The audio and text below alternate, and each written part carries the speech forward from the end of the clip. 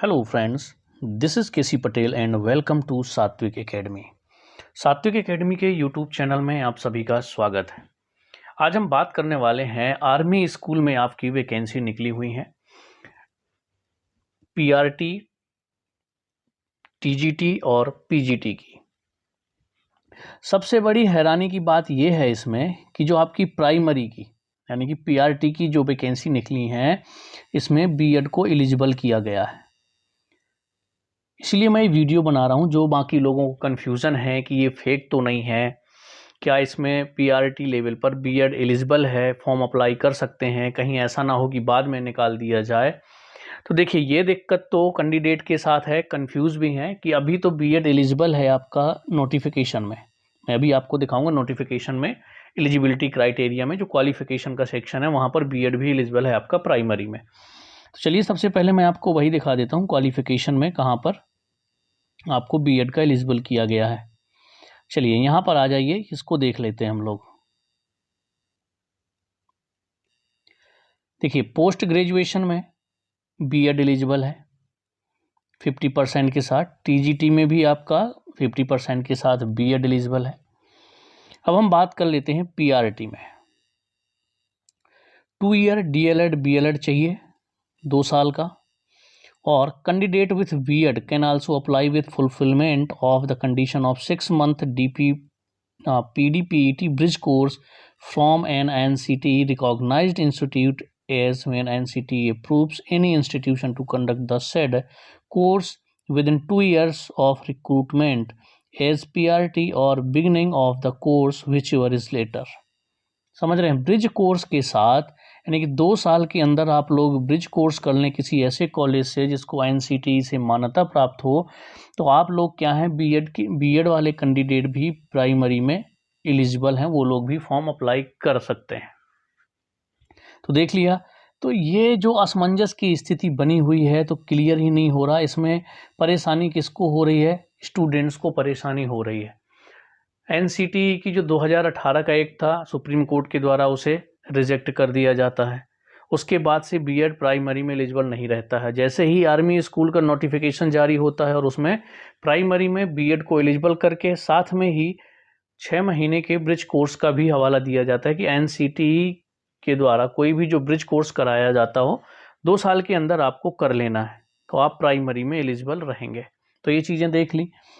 अब ये जो आर्मी स्कूल में वैकेंसी निकली हैं, तो आपको पता है इसमें पीआरटी लेवल की भी वैकेंसी हैं, टीजीटी लेवल की भी हैं और पीजीटी लेवल की भी हैं। अगर हम बात करें, क्योंकि मेरे साथ अभी यहाँ मध्य प्रदेश के कैंडिडेट ज़्यादा जुड़े हुए हैं, तो वर्ग 1 आप मान सकते हैं पीजीटी, वर्ग 2 आप टीजीटी और वर्ग 3 आपका पीआरटी यानी कि प्राथमिक शिक्षक। ओके, तो चलिए यहाँ पर अब हम बात कर लेते हैं। ऑनलाइन टेस्ट होगा आपका, इसका कब होगा? 23 और 24 नवंबर को होने वाला है। देखिए, अब regular candidate and fix term candidate with in 2 years of being appointed with a minimum overall Roy score of 50%।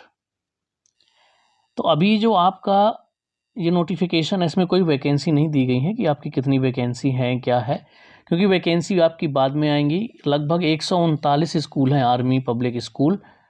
क्या? आर्मी पब्लिक स्कूल यानी कि एपीएस जो हैं आपके पूरे ऑल ओवर इंडिया में लगभग 139 आर्मी पब्लिक स्कूल है। तो पहले आपको ये टेस्ट देना होगा। टेस्ट में आपका एक तरह से स्कोर कार्ड बन जाएगा। इसके बाद जिस भी आर्मी पब्लिक स्कूल में वैकेंसी निकलती हैं, तो स्कूल की वेबसाइट या फिर नोटिस बोर्ड या कहीं पर भी आवेदन, न्यूज़पेपर आवेदन के लिए फिर आपको अप्लाई करना होगा, जाकर के उस स्कूल में इंटरव्यू देना होगा। इस तरह से आपकी आर्मी स्कूल में जॉब लगेगी। तो ये एक तरह से आपका स्कोर कार्ड बनेगा। इसमें आप जितना स्कोर कार्ड लेकर के आएंगे, क्वालिफाइंग के लिए बता दिया है आपको 50% रेगुलर टीचर के लिए, और जो फिक्स टर्म के लिए होता है उसके लिए आपको 40% मार्क्स लाने होंगे। ये है, यहाँ पर आपको क्वालिफिकेशन मैंने दिखा दी है कि कितना होना चाहिए। इसमें सी टेट या टेट मैंडेटरी नहीं है, याद रखिए। इसमें सी टेट आप क्वालिफाई हैं कि नहीं है इसकी कोई ज़रूरत नहीं है। आप चाहे कोई भी टेट क्वालिफाई ना हो या फिर सी टेट क्वालिफाई ना हो, कोई भी ज़रूरत नहीं है।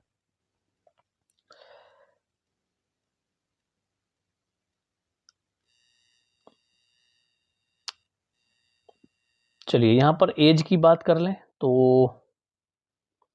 Fresh candidate non teaching experience के लिए बिलो 40 ईयर्स और 5 ईयर एक्सपीरियंस के साथ बिलो 57 ईयर।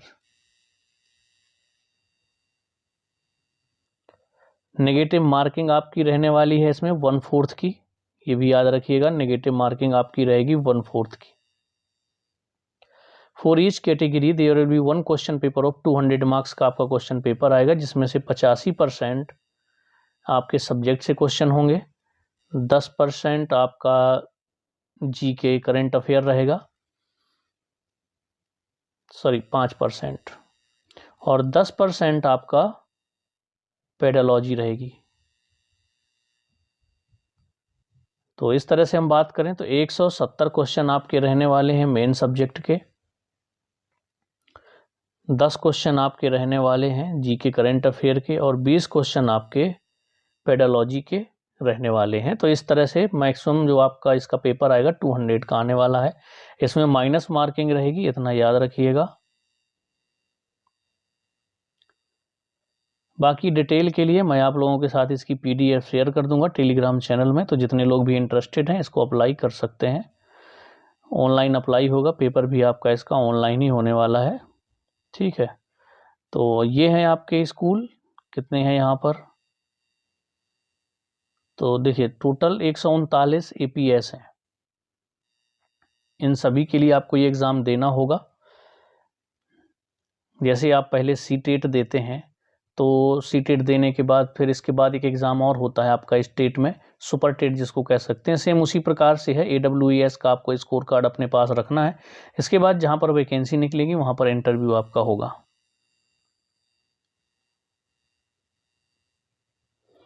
आपको पता ही है, अगर PGT इंग्लिश से दे रहे हो तो आपकी मास्टर डिग्री इंग्लिश में होनी चाहिए, PGT हिंदी से दे रहे हैं तो हिंदी में मास्टर डिग्री होनी चाहिए। तो इसी तरह से आपका TGT में भी है कि ग्रेजुएशन जिस सब्जेक्ट से देना है उसी सब्जेक्ट में आपका ग्रेजुएशन होना ज़रूरी है। अब PGT कंप्यूटर साइंस की बात करूं तो BE BTech वाले जितने भी हैं, अगर कंप्यूटर साइंस IT से हैं तो वो अप्लाई कर सकते हैं, या फिर किसी भी ब्रांच से BE BTech है और साथ में post graduate diploma in computer है तो वो लोग भी अप्लाई कर सकते हैं। बाकी BSc कंप्यूटर MCA वाले अप्लाई कर सकते हैं। इसी तरह से अगर हम PGT इन्फॉर्मेटिक्स प्रैक्टिसेस की बात करें तो इसमें भी BE BTech computer science electronics and communication वाले अप्लाई कर सकते हैं, ठीक है। तो ये पूरी इन्फॉर्मेशन है। ज़्यादा डिटेल में आप देखना चाहते हैं तो नोटिफिकेशन मैं आपके साथ टेलीग्राम में शेयर करने वाला हूँ, इसकी PDF शेयर कर दूंगा आपके साथ। सेम यहाँ पर TGT के लिए है, अगर संस्कृत से अप्लाई करते हैं तो आपका ग्रेजुएशन में तीनों ईयर में आपका संस्कृत होना चाहिए। हिंदी से अप्लाई करते हैं तो हिंदी 3 साल होना चाहिए ग्रेजुएशन में। इंग्लिश से अप्लाई करते हैं तो इंग्लिश भी आपका 3 साल होना चाहिए। इसी तरह से मैथमेटिक्स साइंस कंप्यूटर साइंस के लिए BE BTech वाले भी अप्लाई कर सकते हैं, इसमें BCA वाले भी अप्लाई कर सकते हैं, ओके।